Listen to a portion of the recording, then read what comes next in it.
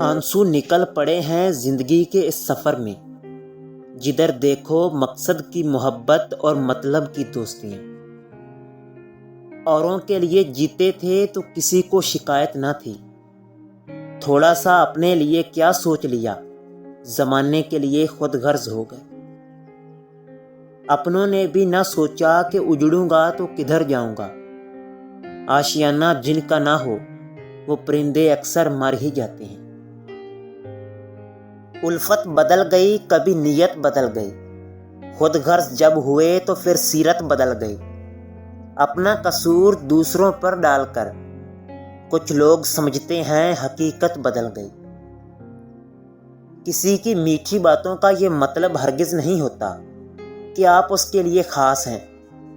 بعض اوقات دانہ کبوتر کو کھلانے کے لیے نہیں بلکہ پکڑنے کے لیے بھی ڈالا جاتا ہے۔ کاش لوگ سمجھ جائیں، رشتے ایک دوسرے کا خیال رکھنے کے لیے بنائے جاتے ہیں، ایک دوسرے کا استعمال کرنے کے لیے نہیں۔ جو جتنی توجہ کا مالک ہو اس کو اتنی ہی اہمیت دو۔ کم ظرف لوگوں کا حد سے زیادہ خیال رکھو گے تو اپنی اہمیت کھو بیٹھو گے۔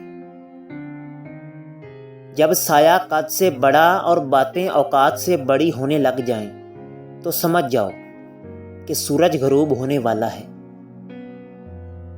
ہر گم شدہ چیز وہاں سے ہی ملتی ہے جہاں وہ کھوتی ہے، سوائے اعتبار کے، جہاں وہ کھو جائے وہاں سے کبھی نہیں ملتا۔